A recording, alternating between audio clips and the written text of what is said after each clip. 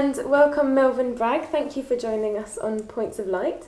If I may, I'd like to begin by asking you to tell us a bit about your background, your family life and where it all began for you. Well, I was born in 1939, just after the Second World War started. Both my parents were factory workers, although my mother had been fired from the factory for marrying my father, because as soon as you got married, you had to leave the factory. And he went into the war, and she made a supplementary living to what he sent home by cleaning houses. We lived in a council house in the middle of town. There were about two and a half families in that house. And afterwards, my dad tenanted a pub, beer house really, and we lived in a little flat above the pub, and I lived there until I was 19 or 20. I went to the local infant school, which my mother had gone to, and to the national school, it was called, which you went when you were from 8 or 9 to 11. And then I won a scholarship to the local grammar school.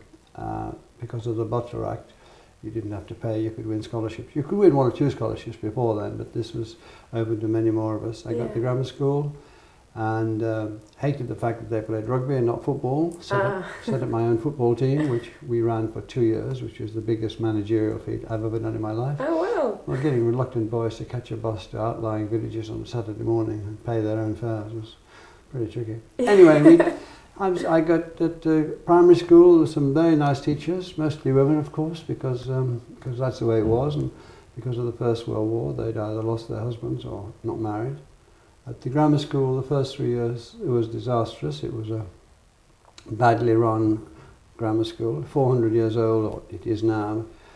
Everybody said this, this and this, but actually it was a badly run, poor school. Yeah.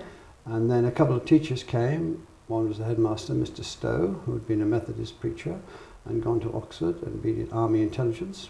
And one was a history teacher, Mr. James, who'd son of a missionary, and he'd also gone to Oxford and flew Spitfires in the Second World War. So these were 2 grown-up people who just took the school by the scruff of the neck and turned it into one of the best schools in the northwest of England in about 3 years. Wow. Everything improved. The academic record improved, sports improved, debating societies were started, all the rest of it, because of the influence of these 2 men. I suppose they were as influential next to my parents as anybody in my life. Yeah. Then I was encouraged to stay on at school by Mr. James, the history teacher. I thought I'd leave when I was 15 or 16, like all my pals left. This is 1955, 54, 55. Yeah. They all left. That's what everyone did. That's what they did then. And I thought, well, that's what happened to me. It didn't bother me. And then he persuaded my father to let me stay on at school. My father was quite reluctant, not because of... he'd passed scholarships to school, hadn't been able to go there because he was the eldest of 9 children, had to get out and work. And he passed a scholarship to a public school, actually, from the parish, a little parish called Bromfield, open to the boys from the parishes of Church of England parishes. Anyway, he couldn't take that up either. My mother passed a scholarship, she couldn't take it up either. So they said, fine, it was no problem. Dad gave me a little job around the pub and paid me about 12 and 6 a week, which was the same as my friends were getting after they'd paid their parents' money. Right. So it was all right, and I stayed on and worked hard at school, encouraged by Mr. James and 1 or 2 other teachers. Mr. Blacko was the English teacher. Unfortunately, I had a Latin teacher, a woman who completely loathed me. I can see many reasons why she should, but it put me off Latin, which is a nuisance because I needed Latin. Yeah. You needed it to get into university in those days. I was reading history, and right through university you needed to keep you up your Latin. In your final papers, although I was doing history, I had to do a paper in Latin. Yeah. Anyway, I got struggled through. I went to university, kept up with my friends in Wigton, which I always have done. Wigton's the town in which I was born, little town in the northwest of England, in North Cumbria. Made new friends at Oxford, and at Oxford I worked quite hard, but I was in the college rugby team, which was quite a good team. I was in the college choir. You switched to rugby, I noticed, from football. Well, at school I had to. You did rugby or I don't know what you did. You sent to the penitentiary or the local jail if you did. It became a very rugby school. We had 5 English schoolboy internationals. Oh, wow. From this tiny school. We had a very good sports teacher who played for England, so he knew how to coach us. Yeah. I was very below average, but there were few boys, and so I made up the 15. And then at Oxford I wrote for the local students' paper, Charwell. I acted in a film made with a friend of mine. I acted in a group of us who toured Germany with The Tempest, Shakespeare's play The Tempest. And then by a fluke I got another scholarship, which was to the BBC, called the General Traineeship. Went round the BBC in radio, which I liked very much more than anything else, because I hadn't seen much television. We didn't have one until later on in my life. Yeah. And eventually landed up on an arts programme called Monitor, which is the first proper arts programme in the world, proper by which I mean regular, run by a man called Hugh Weldon. And he took me on, very reluctantly. He didn't like trainees. And it was wonderful. I mean, the directors there were Ken Russell, who became a famous film director, John Schlesinger, who became a famous film director, David Jones, who became a famous theatre director, Patrick Garland, who became a famous theatre director. These are the people who are doing the television programme. Yeah. And Nancy Thomas, who was a wonderful television producer, Nan Turner, who was a wonderful television producer. And so it went. So I just thought, two things, rather shamefully. I thought, well, I can do this. And luck would have it I could, but also it's going to take an awful lot for them to get me to do any other job ever, except make arts programmes. So that's the end of my story, really. About the age of 23, I'd started to write fiction when I was at university, short stories. And by about 24, I finished the first novel that I thought was useful to send off. Only 23, I finished a novel and sent it off, and I got a very nice reply from Faber and Faber saying no, but would we talk about it? By that time, I'd started on another novel, which I thought was a bit better. I hope you kept the rejection letter. I did. I didn't keep the letter, I kept the novel. In fact, I lost the novel, but I found it again at the bottom of a packing case when all my stuff went to a university. And then the first novel was published, and I was on Monitor, and then I started to write films, but kept going back to arts programmes. Yeah. Had a break for 2 or 3 years while I wrote films. I wrote several films. Oh, I was several actually. I wrote about half a dozen. About 4 of them were made into films in Hollywood and here. Then I went back into television in Tyne Tees in Yorkshire. Tyne Tees up in Newcastle. Then I went back to the BBC, and then started a book programme in the BBC. You'd read all about it, which did okay. And then went across to ITV in 1977 and started South Bank Show, which I ran at ITV for about 35 years. Yeah. And now it's with Sky. We've been there for 3 or 4 years. So, yeah. So there you are. Wow. So you mentioned two of your teachers were very influential early on. Is there anyone else that's been a big influence throughout your career, like through your time since school? Not as directly as those 2 teachers, because they mattered. I mean, when I got to... Because one of them was instrumental in me staying on at school. Yeah. Mr. James went to speak to my parents. He never told me this. I only learnt this 6 months ago when I was making a film. Oh. People were making a film about me, and they said, "Oh, talk to Mr. James." He's 94. He'd never told me. So he hadn't told me for 60 years. My father never told me either. Yeah. It's quite extraordinary. I think I'm looking at the man who got me to stay on at school. And the headmaster was, again, odd enough, Mr. James was a Unitarian, nonconformist family. Mr. Stowe was a Methodist preacher.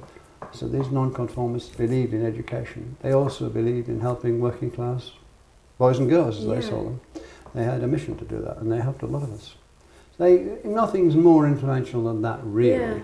I had good teachers at university. I had very good examples in television. Hugh Weldon was a good editor, so I learnt a lot from being edited by him. He was rather a brutal editor. And he taught me one big thing, Hugh Weldon. He didn't teach it as a lesson, but I learnt it from him. And and I think when my style was very like that, and it suits my temperament. It doesn't suit everybody's. Is that if you're an editor and you work on the film, and then somebody goes and makes it and they bring it back, but you're an editor, you have to absolutely be ruthless is the wrong word. You have got to be kind, but you cannot let anything go. Yeah. You've got to hit it if it needs to be hit. And if there's blood on the walls, there's blood on the walls, and there often has been. But when you walk out of the cutting room, it's all okay. Yeah. You go for a cup of tea and that's quite hard to get to people, because when you make a work, when you write a book or make a film or do a radio program, you feel so involved that you think it's yours, and any criticism of the program is a criticism of you. Yeah. Well, it isn't. It's a criticism of the program, and you've got to learn to make that distinction. It's harder with fiction because that is closer to you, because it's a solo effort. It's come from yeah. But television is basically a group activity. It's the director, it's the producer, it's the cameraman, it's the sound man, it's the film editor, it's the researcher, and it's a subject.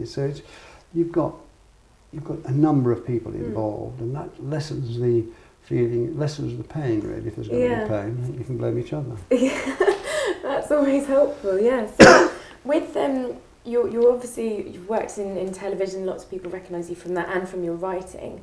When it comes to your writing, could you tell us a bit about your inspiration behind some of your characters? Do you tend to go for basing them on real people and real experience, or what do you go to? I think the first thing to say is anything I say about writing, another writer will come along and say the opposite, and it'll be just as true. Yeah. It's a fingerprint activity. Mm-hmm. Everybody's different. And when you say you can't do that unless you've been around the world in an open boat, or you can't do that unless you've been to Oxford, or rubbish. People from all sorts of backgrounds, starting points, have become writers, and often very fine writers. I started writing when I was at university. I'd always read. I'd read massively when I was a kid. I was an only child, and we didn't have television in the house, and in the pub, it was in the pub, so I was in the flat upstairs. So I read enormously. So I suppose, without understanding it, because my heroes were writers. Yeah. And then when I was 16 or 17, I began to understand it. I was looking out for these writers. And interestingly, I started to go abroad. I didn't travel. I was becoming very interested in American writers and French writers and Russian writers. Okay. Because you got English literature at school. And these you're discovering for yourself. So I was being fed by all that. Normally I should have read English at university but I read history because of loyalty to Mr. James. It wasn't a bad subject to read.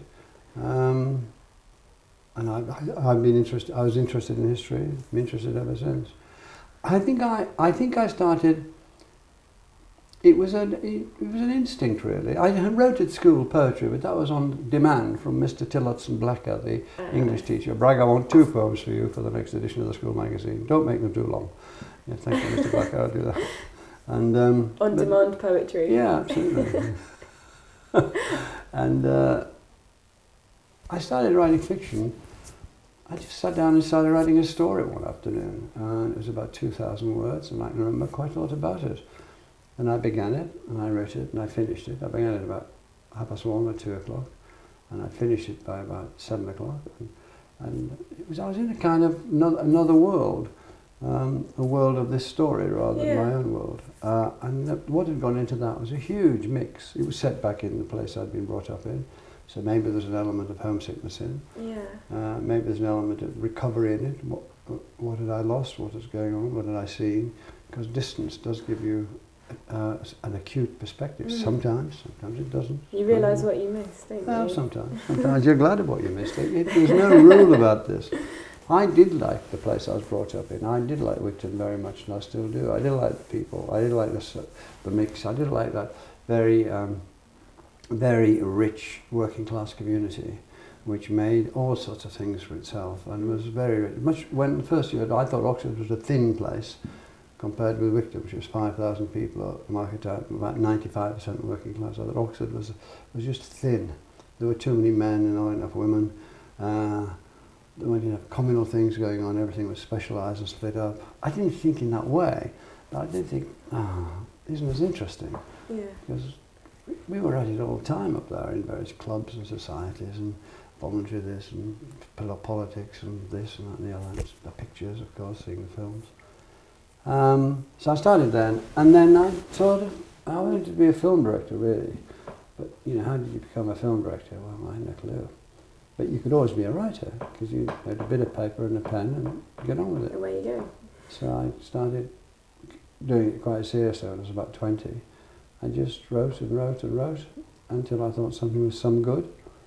And then I wrote something else, and the publisher accepted it, and I sort of thought, well, I can do it.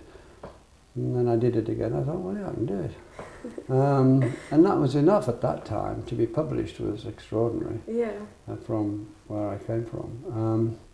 And then, of course, you want to get better, which is good, and then I've worked away at it ever since. Yeah. So, I mean, what advice could you give someone wanting to start out, so who's aspiring to a career in writing, or indeed in television or broadcasting? Well, it depends. There's many sorts of writing. If you want to write memoir, that's one thing. I don't want to write memoir. I wouldn't be able to do it. If you want to write history, or popular history, if you want to write poetry, they're all different things. Mm.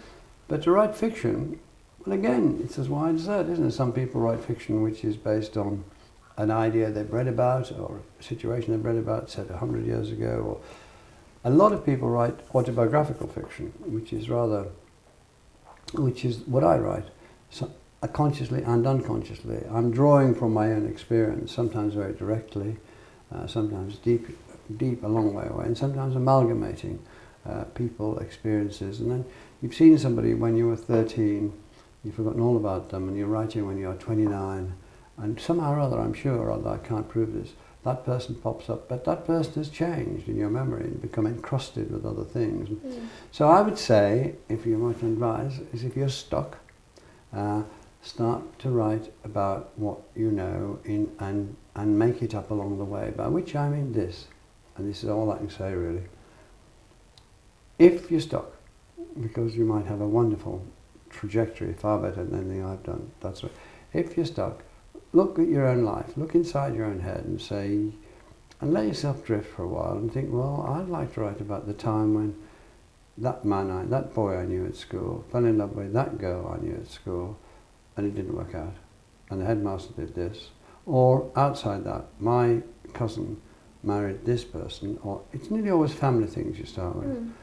And think about it hard, so that then this is the tricky bit, so that they are based on those people, but you've turned them into fiction. You've turned them into your characters, so you can change them. You can make them tall instead of short. You can make them bad-tempered instead of even-tempered. You can make them blonde. Remodel them a bit. Yeah, yes, remodel them fundamentally. Yeah. So that you can do what you want with them. So you're not saying, it's not a memoir. You're not saying my cousin based on the cousin. You're not saying my cousin what the cousin did, that he got this job, that he did that and the other. You're saying, he's a character I can work with. It's the best I can do. It's not much help, but there you go. Well, every little helps. Apart from film and radio, as you mentioned, are there any other arts that have influenced you a lot? Like, do you play a musical instrument or have a particular genre that you like? No, I used to do a lot of singing, and I've always liked listening to voices, whether you know, from Elvis Presley to Pavarotti, really. I think Elvis Presley, well trained, could have turned into Pavarotti. I think you could never have turned Pavarotti into Elvis Presley. So the comparison of voices is quite interesting. Yeah. Yeah, I like people who sing. I like choral works. I like soloists, and I sang a lot in choirs. And I had a band. I sang there. In fact, I was singing with a band the other night. Would you believe? Really? Yes, a serious band. comes from Wigton. And. So I like that very much. I played the piano a bit when I was a kid, but I was no good at it. What else do I do? I haven't tried painting. I don't think I'd be any good. Or sculpture. No, singing is what the art I had a go at in a very amateur way, and acting in a very amateur way. Yeah. So those two things, I like going to the theatre and the cinema to see actors as well as everything else, and I like singing. And we make lots of programs about singers. Yeah, yeah, you do. So you're the president of the National Campaign for Arts? No, I used to be president. I was president and then Joan Bakewell took over. very successfully. Well, would you be able to tell us a bit more about what the role there involved and Well, the your role of passion the for National Campaign for the Arts involved two things. First of all, it provided an independent research centre.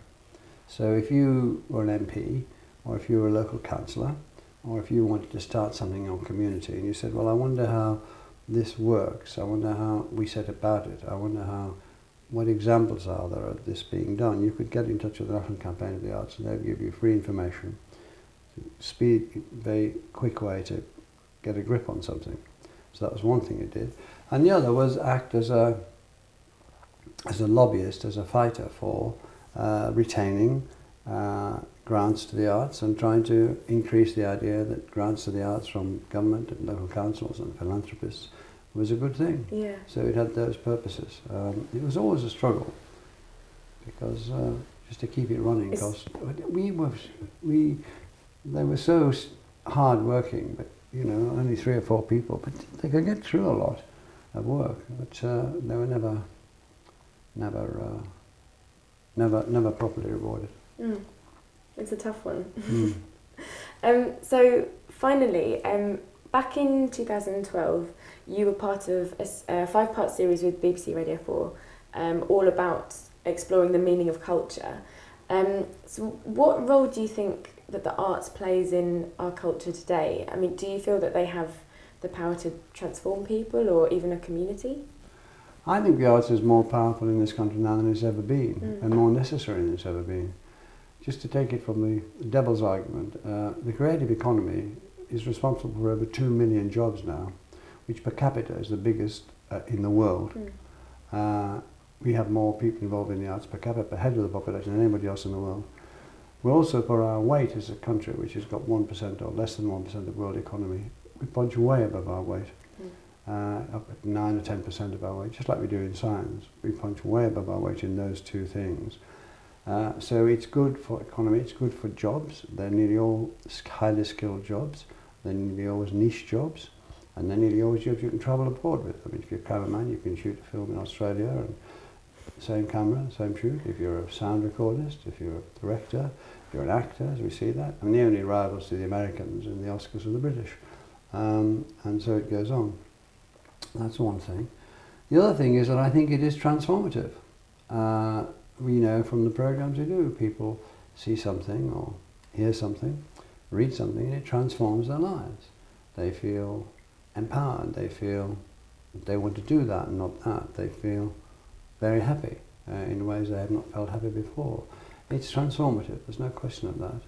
And I suppose the third thing, or is it the fourth thing, I've lost count, see numeracy is probably here, is that there's no reason why this shouldn't become an even stronger part of our culture. The world is, much of the world, but not enough of course, we know about that. Some of the world is moving to more leisure, and what do you do when you don't have to work 18 hours a day, you need only work 8 hours a day sort of thing, you go for leisure, what do you do? Well, beaches are fine for a while and then you start to use your mind, hence all the growth of all the societies in this country, the literary festivals, all this sort of thing. So I think it's going to grow and grow, and we seem to be well prepared for it in this country, with good drama schools and music schools and so on, good theatres, good concert halls. So I think the arts will be both as part of the economy of the country, and cities are being built around the arts. When you look at the Glasgow rebuilding itself around the arts. You look at Gateshead with the Sage and the bridge and so on, and the what they've done in Gateshead, just through the arts. You look at small communities coming together through the arts. So there's something going on there that's very important, and it's very important to people's lives. I mean, what do you do with your mind when you're not having to do what other people tell you? You let it rove, and the arts helps you to let your mind rove. Which is what it's all about. Well, that was brilliant. Thank you so much for your time, and it was a privilege and, can I say, a pleasure to have you with us here on Points of Light. Thank you very much. Thank you.